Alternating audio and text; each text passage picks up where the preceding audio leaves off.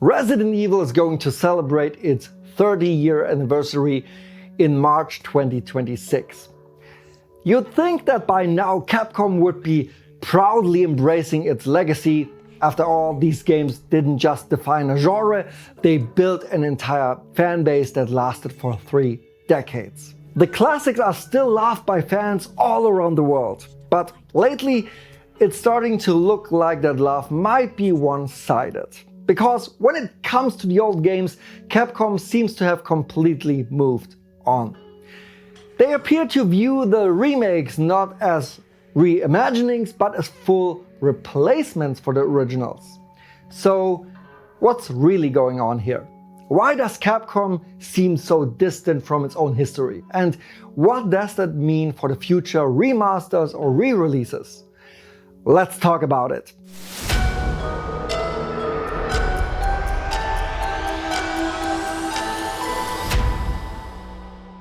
Hey everyone, I'm Andy, welcome to Rely on Horror.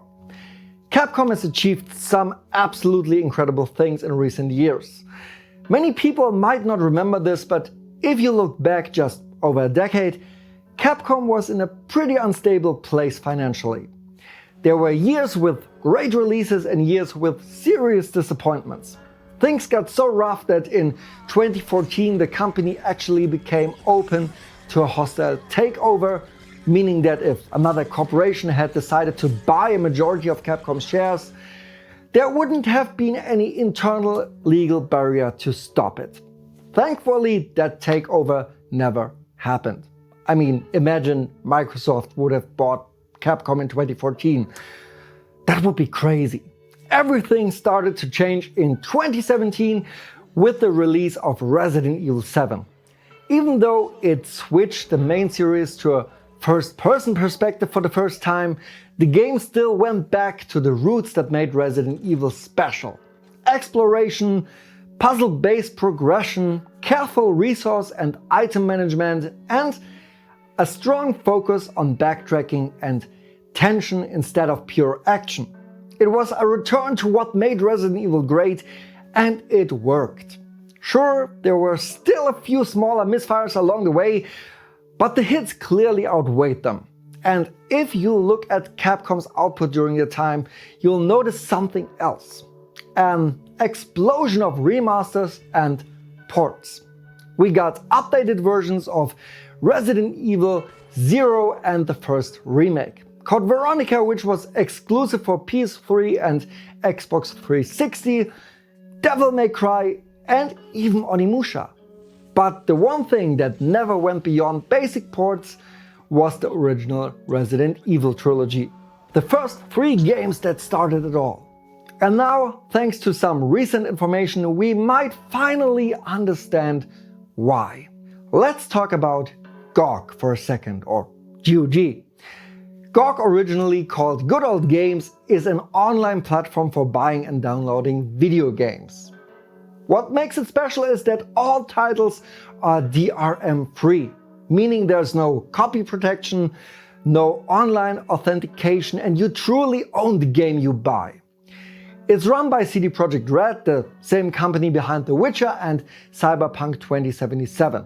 They specialize in bringing back classic PC games, often fixing compatibility issues and making them work perfectly on modern systems. And that's exactly what happened with the original Resident Evil trilogy in 2024.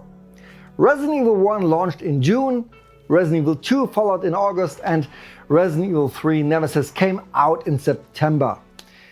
GOG made all 3 compatible with Windows 10 and 11, added full modern controller support, and even ensured that the versions would stay compatible with fan-made projects like the Seamless HD Remaster mod. And the result? A huge success. The senior business development manager at GOG said in an interview, "When we launched the games on GOG, the reception was absolutely phenomenal. We have 94% positive reviews across all of them. And that was also reflected in the sales. It proved that there is an audience for this. The classic versions still hold a lot of value." And that's absolutely true. The fanbase clearly loves these versions. GOG loves them. The sales, the reviews, all of it shows that the appetite for these old games is still massive. The retro market in general is thriving, so it's not surprising that people were excited to finally play the original versions again. But here's the thing. Apparently Capcom doesn't see it that way. In the same interview, GOG shared something quite revealing. They explained, "When we contacted Capcom about re-releasing the original PC versions, Capcom believed that the remakes offered a superior experience and saw little reason to revive the originals." And that right there explains so much. Because if you think about how the remakes came to be, it makes perfect sense from Capcom's perspective, even if it's frustrating for us fans.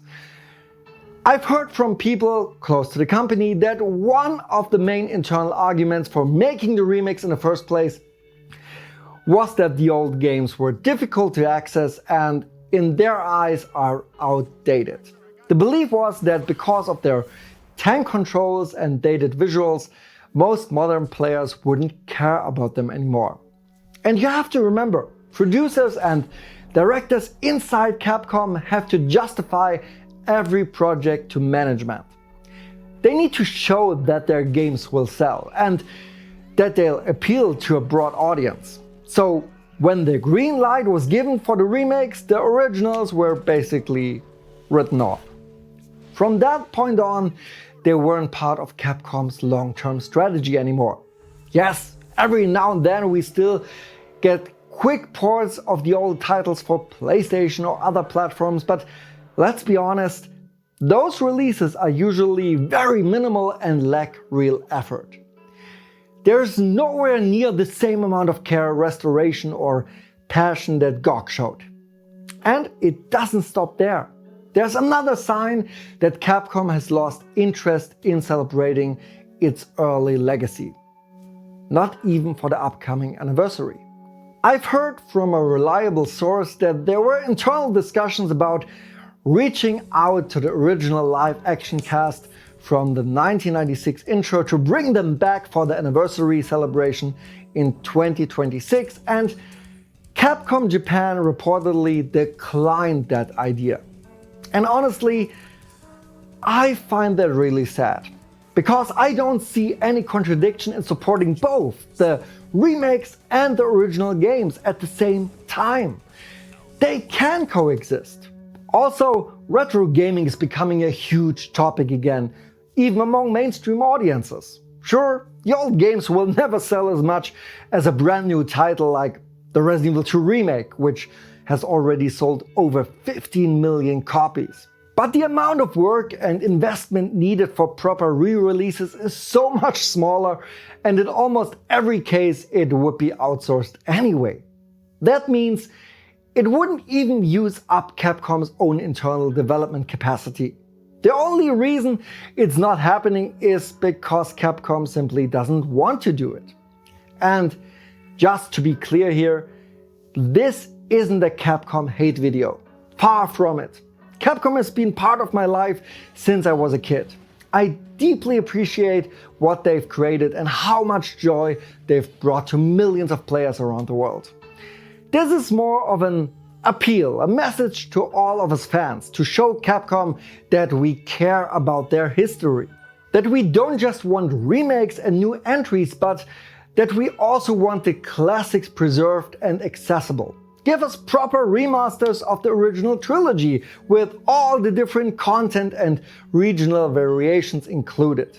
Give us Resident Evil Outbreak File 1 and File 2 with official servers and achievements and trophies.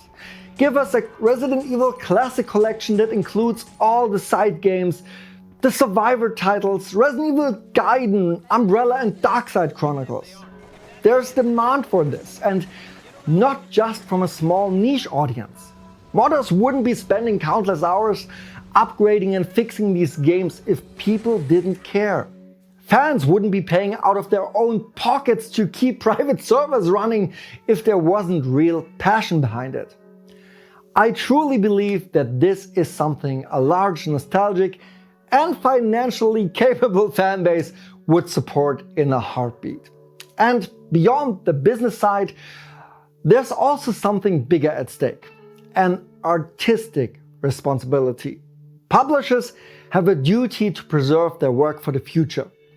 That's not just true for Capcom, but for every major studio out there, especially for games that made history and shaped entire genres.